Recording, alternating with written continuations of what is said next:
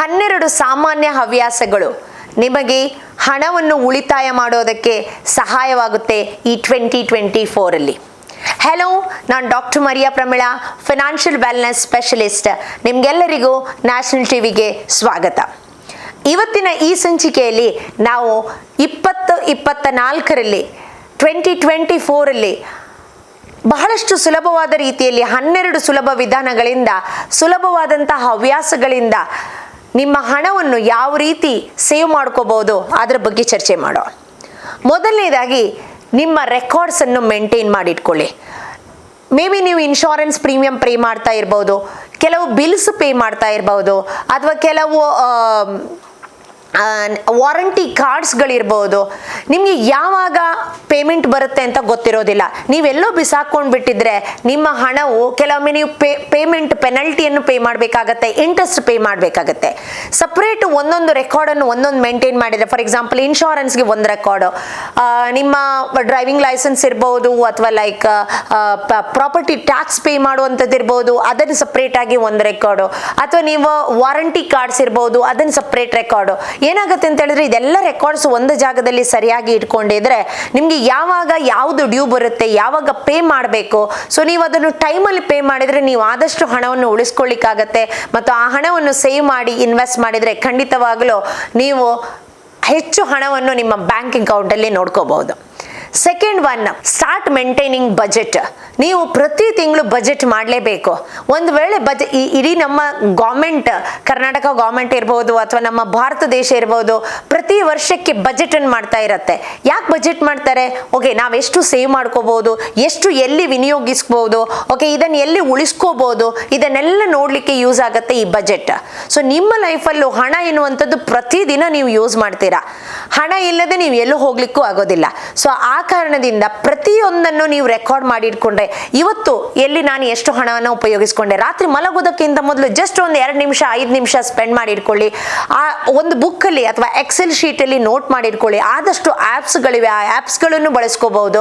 So ನೀವು ಇದನ್ನು record ಮಾಡಿ ಇಟ್ಕೊಂಡ್ರೆ ಮಂತ್ ಎಂಡಿಗೆ ಆಗುವಾಗ ನೀವು ಎಲ್ಲಿ ಎಷ್ಟು ಹಣನ ಉಪಯೋಗಿಸ್ಕೊಂಡಿದ್ದೀರಿ, ಯಾವ ಕ್ಯಾಟಗರಿಗೆ ಉಪಯೋಗಿಸ್ಕೊಂಡಿದ್ದೀರಿ ಅಂತ ಗೊತ್ತಾದರೆ ನಿಮಗೆ ಸಾಧಾರಣವಾಗಿ ಓಕೆ ನೆಕ್ಸ್ಟ್ ಮಂತಲ್ಲಿ ಎಲ್ಲಿ ನೀವು ಹಣನ ಸೇವ್ ಮಾಡ್ಕೋಬಹುದು. ಅನ್ನೆಸೆಸರಿಯಾಗಿ ನೀವು ಎಲ್ಲಿಯಾಗಿ ಹಣವನ್ನು ಉಪಯೋಗಿಸಿದ್ದೀರಾ ಅದನ್ನು ಸೇವ್ ಮಾಡಿಟ್ಕೊಂಡ್ರೆ ಖಂಡಿತವಾಗಿಯೂ ನಿಮ್ಮ ಆದಷ್ಟು ಸಮಸ್ಯೆಗಳು, ಹಣದ ಸಮಸ್ಯೆಗಳು ಕಡಿಮೆ ಆಗ್ತವೆ. ಮೂರನೇ ಅಂಶ, ಕೆಟ್ಟ ಹವ್ಯಾಸಗಳನ್ನು ಬಿಟ್ಟು ಬಿಡಿ, ಇಲ್ಲ ಆದಷ್ಟು ಕಡಿಮೆ ಮಾಡಿಕೊಳ್ಳಿ. ಇಮ್ಯಾಜಿನ್ ಮಾಡ್ಕೊಳ್ಳಿ, ನೀವು ಒಂದು ಸಿಗರೇಟಿಗೆ ಒಂದು ದಿನಕ್ಕೆ 100 ರೂಪಾಯಿಯನ್ನ ಸ್ಪೆಂಡ್ ಮಾಡ್ತಾ ಇದ್ದೀರಿ. ಇಮ್ಯಾಜಿನ್ ಮಾಡಿ, ಓಕೆ ನೀವು ಆ ಹವ್ಯಾಸನ, ಕೆಟ್ಟ ಅಭ್ಯಾಸನ ಕಡಿಮೆ ಮಾಡ್ತಾ ಬಂದ್ರಿ, ಒಂದು ಅಟ್ಲೀಸ್ಟ್ 50 ರೂಪಾಯಿಯನ್ನು ಉಳಿಸ್ಕೊಂಡ್ರಿ ಅಂತ ಇಟ್ಕೊಳ್ಳಿ. 50 × 30 ದಿನಕ್ಕೆ 1500 ರೂಪಾಯಿ ಆಯ್ತು. ಅದೇ 12 ತಿಂಗಳಿಗೆ ಲೆಕ್ಕ ಹಾಕಿದ್ರೆ 18,000 ಆಯ್ತು. ಆ 1,500 ರೂಪಾಯಿಯನ್ನ SIP ಮಾಡಿದ್ರೆ ಒಂದು ವರ್ಷಕ್ಕೆ 18,000 ಮಾರ್ಕೆಟ್ ಕಂಡೀಷನ್ ಮೇಲೆ ಚೆನ್ನಾಗಿ ಹೋಗುತ್ತೆ. ಅದೇ ನೀವು ಕಂಟಿನ್ಯೂ ಮಾಡ್ಕೊಡ್ತಾ ಬಂದ್ರೆ ಒಂದು 10 ವರ್ಷದಲ್ಲಿ ಎಷ್ಟೋ ಹಣನ ನೀವು ಉಳಿಸ್ಕೋತೀರಾ. ನಂಬರ್ 4, ನಿಮ್ಗೆ ಲೋನ್ ಅವಶ್ಯಕತೆ ಇದ್ರೆ ಮಾತ್ರ ತೆಗೆದುಕೊಳ್ಳಿ. ನೀವು ಅನಾವಶ್ಯಕವಾಗಿ ಬೇಡದ ವಸ್ತುಗಳನ್ನು ಪಡ್ಕೊಳ್ಳೋದಿಕ್ಕೆ ನೀವು ಲೋನ್ ತೆಗಿತೀರಿ ಅಂತ ಹೇಳಿದ್ರೆ, ನಿಮ್ಗೆ ಗೊತ್ತಿಲ್ಲದೆ ಕ್ರೆಡಿಟ್ ಕಾರ್ಡ್ ಯೂಸ್ ಮಾಡ್ತೀರಿ ಅಂತ ಹೇಳಿದ್ರೆ ಯೋಚನೆ ಮಾಡಿ. ಪ್ರತಿದಿನನೂ ಪ್ರತಿಯೊಬ್ಬರು ಫೋನ್ ಮಾಡಿಬಿಟ್ಟು ನಿಮ್ಗೆ ಕ್ರೆಡಿಟ್ ಕಾರ್ಡ್ ಸೌಲಭ್ಯ ಸಿಗ್ತಾ ಇದೆ, ಇದರಲ್ಲಿ ಈ ತರ ಫೆಸಿಲಿಟೀಸ್ ಇದೆ ಅಂತೇಳಿ ಇತ್ತೀಚೆಗೆ ಎಲ್ಲ ಬ್ಯಾಂಕ್ನವರು ಫೋನ್ ಮಾಡ್ಲಿಕ್ಕೆ ಶುರು ಮಾಡಿದ್ದಾರೆ. ನಿಮ್ಮ ಆ ಬ್ಯಾಂಕಲ್ಲಿ ಖಾತೆ ಇದೆಯೋ ಇಲ್ವಾ, ಪ್ರತಿಯೊಬ್ಬರು ನಿಮಗೆ ಫೋನ್ ಮಾಡಿಬಿಟ್ಟು ಕ್ರೆಡಿಟ್ ಕಾರ್ಡ್ ತಕೊಳ್ಳಿ ಅಂತ ಹೇಳ್ತಾರೆ. ನೀವು ಸುಲಭದಲ್ಲಿ ಕ್ರೆಡಿಟ್ ಕಾರ್ಡ್ ಸಿಗುತ್ತೆ ಅಂತ ಹೇಳಿ ಆ ಕ್ರೆಡಿಟ್ ಕಾರ್ಡ್ ಅನ್ನು ಅನಾವಶ್ಯಕ ವಸ್ತುಗಳಿಗೋಸ್ಕರ ನೀವು ಉಪಯೋಗಿಸಿಕೊಂಡ್ರೆ 30 ದಿನದ ನಂತರ, 45 ದಿನದ ನಂತರ ನೀವು ಆ ಕ್ರೆಡಿಟ್ ಕಾರ್ಡ್ ಬಿಲ್ ಪೇ ಮಾಡಲೇಬೇಕು. ಮಾಡದೇ ಇದ್ರೆ ಇಂಟ್ರೆಸ್ಟ್ ಬರುತ್ತೆ, ಪೆನಲ್ಟಿ ಬರುತ್ತೆ. It's a huge interest, 30 to 40% interest ನೀವು ಪೇ ಮಾಡಬೇಕಾಗತ್ತೆ. ಸೊ ಆದಷ್ಟು ಜಾಗರೂಕರಾಗಿರಿ. ನಿಮ್ಗೆ ಬೇಕಾದ ಅವಶ್ಯಕ ಇರುವಂತಹ ವಸ್ತುಗಳು, ಅದರಿಂದ ನಿಮ್ಗೆ ಏನಾದರೂ ಲಾಭ ಬರುತ್ತೆ ಅಥವಾ ಅದರಿಂದ ನಮ್ಮ ವೆಲ್ತ್ ಕ್ರಿಯೇಷನ್ಗೆ ಯೂಸ್ ಆಗುತ್ತೆ ಅಂತ ಹೇಳಿದ್ರೆ ಮಾತ್ರ ಕ್ರೆಡಿಟ್ ಕಾರ್ಡ್ ಯೂಸ್ ಮಾಡ್ಲಿಕ್ಕೆ ಹೋಗಿ. 5ನೇ ಅಂಶ, ಕೇವಲ ಬ್ರ್ಯಾಂಡ್ ಅಂಗಡಿಗೋಸ್ಕರ ಅಥವಾ ಲೋಗೋಗೋಸ್ಕರ ಹಣ ಕೊಡೋದನ್ನು ನಿಲ್ಲಿಸಿ. ನೀವು ಉದಾಹರಣೆಗೆ ಅಂದ್ಕೊಳ್ಳಿ, ನೀವು ಯಾವುದೋ ಒಂದು ವಾಚ್ ತಗೋತೀರಿ, ಆ ಬ್ರ್ಯಾಂಡೆಡ್ ವಾಚ್ ತಗೋತೀರಿ ಅಂತ ಹೇಳ್ಕೊಳ್ಳಿ. ಅದಕ್ಕೊಂದು 10,000 ಕೊಡೋ ಬದಲು ಅದೇ ವಾಚ್, ಅದೇ ಫೆಸಿಲಿಟಿ, ಅದೇ ಫೀಚರ್ಸ್ ಇರುವಂತ ಒಂದು ವಾಚ್ 2,000ಕ್ಕೆ ಸಿಕ್ಕಿತ್ತು ಅಂತ ಹೇಳಿದ್ರೆ ನೀವು 8,000ನ ಉಳಿಸ್ಕೊಂಡಾಗಾಯ್ತು. ನಿಮ್ಮ ಪರ್ಪಸ್ ಫುಲ್ಫಿಲ್ ಆಗುತ್ತೆ. ಬಟ್ ನಿಮ್ಗೆ ಏನ್ ಬೇಕು ಅದನ್ನು ಕಡಿಮೆ ಖರ್ಚಿನಲ್ಲೂ ಸಿಗತ್ತೆ. ಹಾಗಂತೇಳಿ ಎಲ್ಲಾ ಕಡೆ ಸ್ಯಾಕ್ರಿಫೈಸ್ ಮಾಡಬೇಕು ಅಂತಿಲ್ಲ.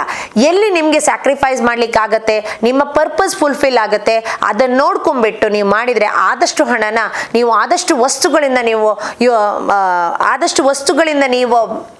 ಸೇವ್ ಮಾಡ್ಕೊಳ್ಳಿಕ್ಕೆ ಆಗುತ್ತೆ. 6ನೇ ಅಂಶ, don't just save, invest that money. ಸುಮ್ಮನೆ ಸೇವ್ ಮಾಡಿಟ್ಕೊಂಡ್ರೆ ಏನು ಪ್ರಯೋಜನ? ನಿಮ್ಮ ಸೇವಿಂಗ್ಸ್ ಅಕೌಂಟ್ ಅಲ್ಲಿ ಇದೆ, 2-3% ಸಿಗ್ತಾ ಇದೆ, ಏನೂ ಪ್ರಯೋಜನ ಇಲ್ಲ. ಅದೇ ಇಮ್ಯಾಜಿನ್ ಮಾಡ್ಕೊಳ್ಳಿ, ನೀವು 1,000 ಈ ಎಲ್ಲ ಕಾರಣಗಳಿಂದ 1,000ನ ಸೇವ್ ಮಾಡ್ಕೊಂಡಿದ್ದೀರಾ. ಆ ಸೇವ್ ಮಾಡಿಟ್ಟಂತ ಹಣವನ್ನು ನೀವು ಕರೆಕ್ಟ್ ಆಗಿ SIPಯಲ್ಲಿ ಹಾಕೊಂಡು ಅಥವಾ ಲೈಕ್ ಬೇರೆಲ್ಲೋ ಇನ್ವೆಸ್ಟ್ ಮಾಡಿಕೊಂಡು ಅಟ್ಲೀಸ್ಟ್ ಒಂದು 12 to 14%, 15% ಇಂಟ್ರೆಸ್ಟ್ ಬರೋ ತರ ನೀವು ವಿನಿಯೋಗಿಸ್ಕೊಂಡ್ರೆ ಪವರ್ ಆಫ್ ಕಂಪೌಂಡಿಂಗ್ ಇಂದ ನೀವು ಆದಷ್ಟು ಹೆಚ್ಚು ಕಾರ್ಪಸ್ ಅನ್ನು ಸೇವ್ ಮಾಡ್ಕೊಳ್ಳಿಕ್ಕೆ ನಿಮ್ಮ ಯಾವುದೇ ಒಂದು ಅವಶ್ಯಕತೆಗಳಿಗೋಸ್ಕರ ಅದನ್ನು ಯೂಸ್ ಮಾಡ್ಲಿಕ್ಕೆ ಆಗುತ್ತೆ. ಸೊ ಅದರಿಂದ not just save, invest that money. ಹಾಗಂತೇಳಿ ನೀವು ಖಾಲಿ ಸೇವ್ ಮಾಡಿಟ್ಕೊಳ್ಳಿ ನೀವು ಲೈಫ್ ಎಂಜಾಯ್ ಮಾಡಬಾರ್ದು ಅಂತಿಲ್ಲ. ಪ್ರತಿ ತಿಂಗಳು ನಮ್ಮ ಲೈಫ್ ಎನ್ನುವಂಥದ್ದು ವೆರಿ ಶಾರ್ಟ್, ತುಂಬಾ ಚಿಕ್ಕದು. ನಾವು ಯಾವಾಗ ಏನಾಗತ್ತೆ ಅಂತ ಯಾರಿಗೂ ಗೊತ್ತಿಲ್ಲ. ಪ್ರತಿದಿನನೂ ಪ್ರತಿಯೊಂದು ವಿಷಯದಲ್ಲೂ ನೀವು ಹ್ಯಾಪಿ ಆಗಿರ್ಬೇಕು ಅಥವಾ ಲೈಫ್ ಅನ್ನು ಎಂಜಾಯ್ ಮಾಡಬೇಕು.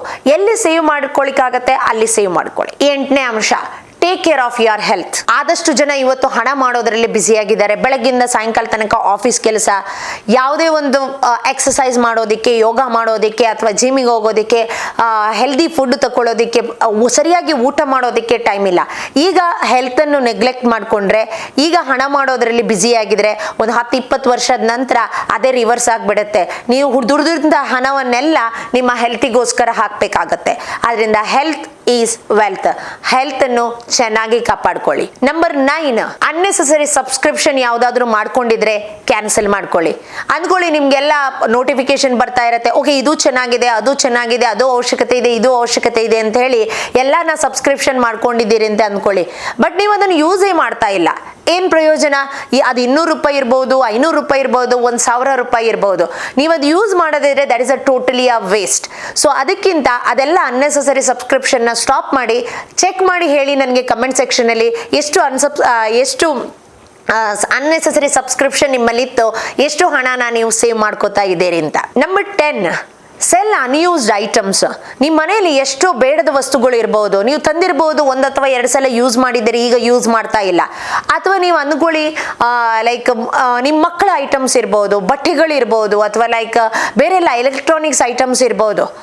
ಒಂದೇ ನೀವು ಅದು ನಿಮ್ಮ ಮನೆಯಲ್ಲಿರುವಂತಹ ಜಾಗನ ಕ್ಯಾಪ್ಚರ್ ಮಾಡ್ತಾ ಇದೆ, ನಿಮ್ಮ ಜಾಗನ ಹೆಚ್ಚು ಯೂಸ್ ಮಾಡ್ತಾ ಇದೆ, ನಿಮಗೂ ಅದರಿಂದ ಏನು ಸಂತೃಪ್ತಿ ಇಲ್ಲ, ಸಂತೋಷ ಇಲ್ಲ ಅಂತ ಹೇಳಿದ್ರೆ ಒಂದೇ ಬಡವರಿಗೆ ಕೊಟ್ಬಿಡಿ.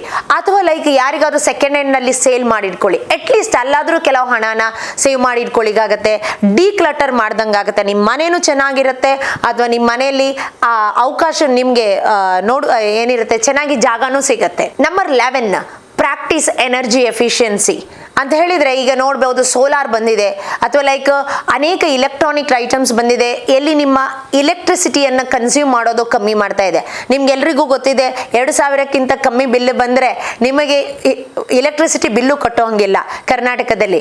ಸೊ ನೀವು ಇದನ್ನು ನೋಡಿಕೊಂಡ್ರೆ, ನೀವು ಎಲ್ಲಿ ಇಲೆಕ್ಟ್ರಿಸಿಟಿ ಬಿಲ್ ಕಮ್ಮಿ ಬಂತು ಅಂತ ಹೇಳಿದ್ರೆ ನೀವು ಆ 2,000ನ ಸೇವ್ ಮಾಡ್ಕೋತೀರಿ. ಹಾಗಂತೇಳಿ ಲೈಕ್ ಆದಷ್ಟು ವಿಷಯಗಳಿಗೆ ನೀವು ಉಪಯೋಗ ಇಲ್ಲದೆ ಇದ್ದಾಗ ಸ್ವಿಚ್ ಆಫ್ ಮಾಡುವಂಥದ್ದು, ಫ್ಯಾನ್ ಸ್ವಿಚ್ ಆಫ್ ಮಾಡುವಂಥದ್ದು, ಅಥವಾ ಲೈಕ್ ಲೈಟ್ ಸ್ವಿಚ್ ಆಫ್ ಮಾಡುವಂಥದ್ದು, ಟಿವಿ ಯೂಸ್ ಮಾಡೋದೇ ಇದ್ರೆ ಸ್ವಿಚ್ ಆಫ್ ಮಾಡುವಂಥದ್ದು, ಅಥವಾ ಅನೇಕ ಐಟಮ್ಸ್ ಅನ್ನು ನೀವು ನೋಡಿದ್ರೆ ಸ್ವಲ್ಪ ನೀವು ಅನ್ಕೋಬಹುದು ಇದೇನು ಸ್ವಲ್ಪ ಎಲೆಕ್ಟ್ರಿಸಿಟಿ ಕನ್ಸ್ಯೂಮ್ ಆಗುತ್ತೆ, but over a period of time everything is compounding. So ಆದಷ್ಟು ಎಲೆಕ್ಟ್ರಿಸಿಟಿಯನ್ನು ಕಡಿಮೆ ಮಾಡಿ ನಮ್ಮ ಎನರ್ಜಿಯನ್ನು ನಾವು ನಮ್ಮ ಮನೆಯಲ್ಲಿ ಮಾತ್ರ ಅಲ್ಲ, ಇದರಿಂದಾಗಿ ನಮ್ಮ ಇಡೀ ಜಗತ್ತಿಗೂ ಯೂಸ್ ಆಗುತ್ತೆ. Last but not the least, 12th item, keep learning. ನಾವು ಎಷ್ಟು ಹೆಚ್ಚು ಜ್ಞಾನನ ಗಳಿಸ್ಕೋತೀವಿ ಅಷ್ಟು ಹೆಚ್ಚು ನಮ್ಮ ಸಂಪತ್ತು ವೃದ್ಧಿ ಆಗ್ತಾ ಇರುತ್ತೆ. If your learning is more, earning will follow. ಅಂದರೆ ನೀವು ಎಷ್ಟು ನಿಮ್ಮನ್ನೇ ನೀವು ಅಪ್ಗ್ರೇಡ್ ಮಾಡ್ಕೋತೀರಿ, ಡೆವಲಪ್ ಮಾಡ್ಕೊಂಡಿರ್ತೀರಿ, ಪ್ರೊಫೆಷನಲ್ ಡೆವಲಪ್ಮೆಂಟ್ ಇರ್ಬೋದು, ಪರ್ಸನಲ್ ಡೆವಲಪ್ಮೆಂಟ್ ಇರ್ಬೋದು, ಪ್ರತಿದಿನ ಆದಷ್ಟು ಚೇಂಜಸ್ ಆಗ್ತಾ ಇರುತ್ತೆ. ಇವತ್ತು AI ಬಂದಿದೆ, ChatGPT ಬಂದಿದೆ, ಆಟೋಮೇಷನ್ಸ್ ಬಂದಿದೆ, ಎಷ್ಟೋ ಕಂಪನಿಗಳಿಂದ ಜನರನ್ನು ಕೆಲಸದಿಂದ ತೆಗಿತಾ ಇದ್ದಾರೆ. ನಾಳೆ ಇದೇ ಸಂದರ್ಭ ನಿಮಗೂ ಬಂದರೆ ಯೋಚನೆ ಮಾಡಿ, ನೀವು ಎಲ್ಲಿಗೆ ಹೋಗಬೇಕು, ಏನು ಮಾಡಬೇಕು. ಅದೇ ನಿಮ್ಮನ್ನು ನೀವು ಡೆವಲಪ್ ಮಾಡಿಕೊಂಡು ಪರ್ಸನಲ್ ಪ್ರೊಫೆಷನಲ್ ಡೆವಲಪ್ ಮಾಡಿದ್ದೀರಿ, ಅಪ್ಗ್ರೇಡ್ ಮಾಡ್ತಾ ಇದ್ದೀರಿ. ಪ್ರತಿ ತಿಂಗಳಲ್ಲಿ ನಿಮ್ಮ ಉಳಿತಾಯದಲ್ಲಿ ಮಿನಿಮಮ್ 10% ನಿಮ್ಮ ಸೆಲ್ಫ್ ಲರ್ನಿಂಗಿಗೋಸ್ಕರ ಬಳಸ್ಕೊಂಡ್ರೆ ಖಂಡಿತವಾಗ್ಲೂ ನಿಮ್ಮ ಜ್ಞಾನ ವೃದ್ಧಿ ಆಗುತ್ತೆ, ಜೊತೆಗೆ ನಿಮ್ಮ ಅರ್ನಿಂಗ್ಸ್ ಜಾಸ್ತಿ ಆಗ್ತಾ ಇರುತ್ತೆ.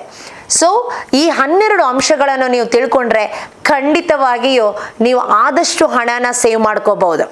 ಕಮೆಂಟ್ ಸೆಕ್ಷನಲ್ಲಿ ಬರೀರಿ, ನೀವು ಎಷ್ಟು ಹಣನ ಯಾವೆಲ್ಲ ಮಾರ್ಗದಿಂದ ನೀವು ಹಣನ ಸೇವ್ ಮಾಡ್ಕೊಂಡಿದ್ದೀರಿ, ಎಷ್ಟು ಸೇವ್ ಮಾಡ್ಕೊಂಡಿದ್ದೀರಿ ಅಂತೇಳಿ ನಿಮಗೆ ನಾನು ರಿಪ್ಲೈ ಕೊಡ್ತಾ ಇರ್ತೇನೆ, ನಿಮ್ಮ ಕಮೆಂಟನ್ನು ನೋಡ್ತಾ ಇರುತ್ತೇನೆ. ಈ ಅಂಶಗಳು ನಿಮಗೆ ಉಪಯುಕ್ತ ಅನಿಸಿದರೆ ನಿಮ್ಮ ಆಪತ್ ಬಾಂಧವರಿಗೆ, ನಿಮ್ಮ ಫ್ರೆಂಡ್ಸ್ಗಳಿಗೆ, ಫ್ಯಾಮಿಲಿ ಮೆಂಬರ್ಸ್ಗೆ ಈ ವಿಡಿಯೋನ ಶೇರ್ ಮಾಡಿ. ಸೊ ಆದಷ್ಟು ಜನ ನೋಡಿಕೊಂಡು ಅವರು ಆದಷ್ಟು ಹಣನ ಉಳಿತಾಯ ಮಾಡಲಿ, ಅವರು ವೆಲ್ದಿ ಆಗಲಿ, ಶ್ರೀಮಂತರಾಗಲಿ ಎನ್ನುವಂಥದ್ದು ನನ್ನ ಆಸೆ. ಎಲ್ರಿಗೂ ಧನ್ಯವಾದ. ನ್ಯಾಷನಲ್ ಟಿವಿನ ಫಾಲೋ ಮಾಡಿ. ಹೆಚ್ಚಿನ ಮಾಹಿತಿಗಳಿಗಾಗಿ ಮುಂದಿನ ವಿಡಿಯೋನ ನೋಡಿ.